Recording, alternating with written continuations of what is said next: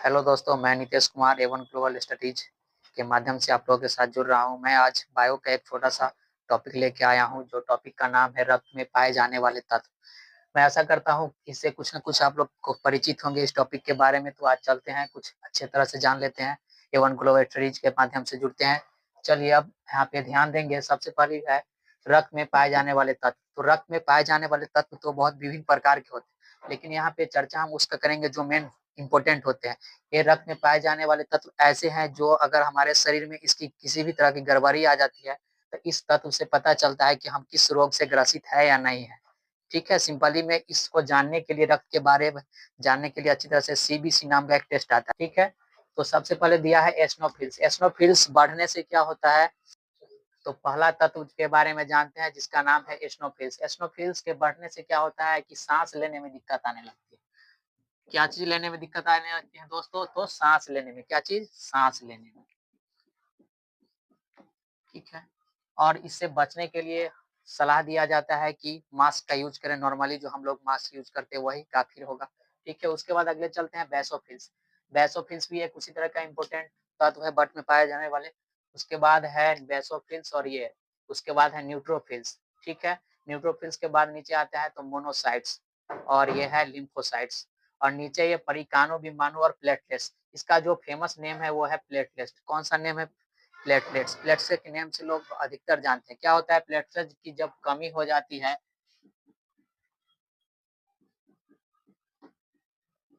Platelets की कमी से डेंगू बुखार का पता चलता है। क्या चीज?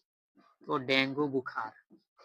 प्लेटलेट्स की कमी से क्या हो जाता है? डेंगू बुखार हो जाता है। ठीक है, उसके बाद आते हैं, अब सभी टॉपिक के बारे में, सभी तत्व के बारे में अच्छे से जानते हैं। पहला है एस्नोफिल्स। ठीक है, एस्नोफिल्स के बारे में देखेंगे। ध्यान दीजिएगा दोस्तों, मैं आप लोग के सामने जुड़ा हूँ। आशा करता हूँ आपको वीडियो पसंद आएगी। सबसे पहले है एस्नोफिल्स का जो केंद्रक होता है, मतलब एस्नोफिल्स का जो सेंटर होता है, सेंटर।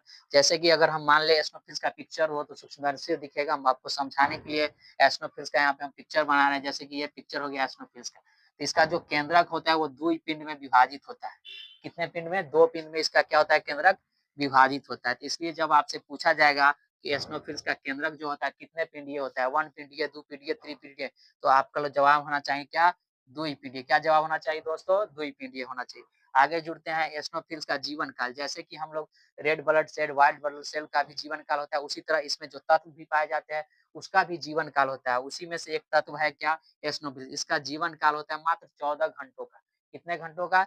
14 घंटों का होता है। उसके बाद एस्नोफिल्स से हमें क्या चीज का पता चलता है? एलर्जी का। जब एस्नोफिल्स अगर हमारे शरीर में बढ़ जाए तो पता चलता है हम किसी ना किसी चीज से हमें एलर्जी हो गया है। जैसे ही आम देखिएगा, गर्मी का मौसम में क्या होता है कि हम लोग धूल कण, सभी लोग का बॉडी का हर चीज से एलर्जी होता है। लेकिन मैक्सिमम देखिएगा, मैक्सिमम लोगों को क्या होता है, ये जो धूल कण होता है, या अभी अप्रैल के महीने आप देख लीजिएगा, जब गेहूं कटेगा तो उसमें बहुत सारे डस्ट आ जाते हैं अपने वातावरण, तो उसमें सांस लेने में दिक्कत होने लगती है, और क्या होता है, हम उससे इफेक्टेड हो जाते हैं, हमें एलर्जी हो जाता है। तो जब एलर्जी हो जाने के कारण क्या होता है, एस्नोफिल्स की संख्या बढ़ जाती है। और एस्नोफिल्स की संख्या बढ़ने के कारण हो सकता है आपके नाक जो होता है, नाक का जो मांसपेशिया होता है, नाक के जो स्किन होता है उसमें सूजन भी आ जाएगा, उसमें खुजली टाइप पे होने लगता है। तो उस पर डॉक्टर सलाह देता है क्या, कि एक ड्रॉप आता है नोसल्स नाम से, जो कि नाज में ही डाला जाता है। ठीक है दोस्तों, चलिए आगे चलते हैं। एस्नोफिल्स जो घाव को भरने में सहायक करता है। जैसे कि आप किसी भी काम को कर रहे हैं या किसी भी चीज कट फट गया, या कट फटने में तो ब्लड भी मदद करता है, जो कि रक्त को थक्का बनने में करता है। विटामिन के, रक्त को थक्का बनने में करता है विटामिन के। लेकिन किसी भी कारणवश समझिए आप चोटिल हो गए, वो घाव का रूप ले लेता है, तो उसमें घाव को भरने में जो सहायक होता है वो क्या होता है? एस्नोफिल्स। क्या होता है? एस्नोफिल्स। एस्नोफिल्स का काम क्या होता है? घाव को भरने में सहायक प्रदान करना। ठीक है, उसके बाद एलर्जी की स्थिति में इसका संख्या बढ़ जाता है, तो इससे हम जान लेते हैं कि हमारे शरीर में एलर्जी हो गई है। क्या चीज हो गई है? एलर्जी। और इसका मेन इंपोर्टेंट क्या है? ये दो टॉपिक, ए वाट 4, 3 और ये। इसका जीवन काल अक्सर पूछा जाता है, अक्सर एग्जाम में देखने को मिलेगा कि इसका जीवन काल कितने घंटों को होता है, तो एस्नोफिल्स का जीवन काल होता है 14 घंटों का। ठीक है, इसकी संख्या किस स्थिति में बढ़ जाती है, तो जब हम किसी भी चीज से इफेक्टेड हो जाते हैं, हमारे शरीर में एलर्जी हो जाती है, तो एस्नोफिल्स की संख्या बढ़ जाती है। चलिए दोस्तों, आशा करता हूँ कि एस्नोफिल्स के बारे में आप लोग समझ गए होंगे। अब चलते हैं ब्लड का नेक्स्ट तत्व जो है मोनोसाइट्स, इसके बारे में जानते हैं। ठीक है, मोनोसाइट्स भी उतना ही महत्वपूर्ण तत्व है अपने ब्लड, हमारे मानव शरीर का ब्लड में पाए जाने उतना ही महत्व तत्व है जितने कि एस्नोफिल्स। चलते हैं, मोनोसाइट्स जो है वह केंद्रक मोनोसाइट्स का केंद्रक। अच्छा, बीन तो आप सब लोग जानते हैं, मैं आशा करता हूँ। बताइए कितने बच्चे जानते हैं, कमेंट कीजिए।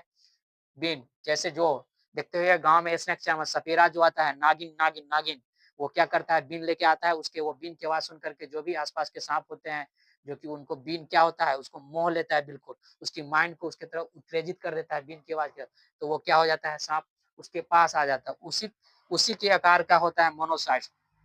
मोनोसाइट्स का जो केंद्रक का आकार होता है क्या होता है, तो बीन की तरह। किसके तरह, बीन की तरह। यहाँ पर दिया भी गया है कि मोनोसाइट्स का जो आकार होता है वो कैसा होता है, बीन की तरह होता है। ठीक है, आगे चलते हैं। डब्ल्यूसी में, डब्ल्यूसी में बहुत सारे तत्व पाए जाते हैं, लेकिन उसमें जो पाए जाने वाला तत्व मोनोसाइट्स है, इसका आकार सबसे बड़ा है। क्या है, सबसे बड़ा आकार जो है वह डब्ल्यूसी में पाए जाने वाले तत्व का सबसे बड़ा आकार होता है मोनोसाइट्स का। ठीक है, तो यह भी पूछा जा सकता है आप लोगों से क्वेश्चन कि डब्ल्यूसी में पाए जाने वाले तत्व में सबसे बड़ी आकार किसका है, तो आपका जवाब होना चाहिए दोस्तों मोनोसाइट्स। किसका, मोनोसाइट्स। उसके बाद चलते हैं, मोनोसाइट्स का जो जीवन काल होता है वो जीवन काल कितने दिनों की होती है, तो आप मान लीजिए फरवरी महीना, याद रखिए फरवरी महीना जो होता है दोस्तों, मैं आशा करता हूँ आप जिस उम्र में होंगे आप लोग के लिए काफी यादगार होता होगा। बट इसी फरवरी महीने का नंबर ऑफ डेज से हमें याद रखना है मोनोसाइट्स का जीवन काल। क्या चीज याद रखना है, जीवन काल। ऐसा नहीं कि रोज डे प्रपोज डे के मनाने के चक्कर में हम मोनोसाइट्स का जीवन काल भूल जाए दोस्तों। तो मोनोसाइट्स का जीवन काल कितना होता है, 28 डेज, 28 दिन का जीवन काल होता है इसका, मोनोसाइट्स का। ठीक है, तो याद रखेंगे मोनोसाइट्स का जीवन काल कितने दिन का होता है, 28 दिन का। ठीक है, और जब मोनोसाइट्स की संख्या बढ़ जाती है तो समझ जाइए कि हम तपेदिक या क्षय रोग से ग्रसित हो गए। कौन सा रोग से, तपेदिक या क्षय रोगों से। चलिए दोस्तों, आज का था यही छोटा सा टॉपिक, रक्त में पाए जाने वाले तत्व। जस्ट इससे आगे मिलेंगे, इसके जो ब्लड के और साथ बच गया है तत्व, बेसोफिल्स बच गया है, न्यूट्रोफिल्स बन गया है, लिम्फोसाइट्स और प्लेटलेट्स। नेक्स्ट वीडियो में इस पे हम लोग चर्चा करेंगे। आशा करता हूँ आपको वीडियो पसंद आया होगा। लास्ट में मैं इतना ही आप लोगों से कहना चाहता हूँ, आप मेरे मित्र हैं, सपोर्ट कीजिए, चैनल को सब्सक्राइब कीजिए, लाइक कराने बोले और अपने दोस्तों के शेयर कीजिए। धन्यवाद।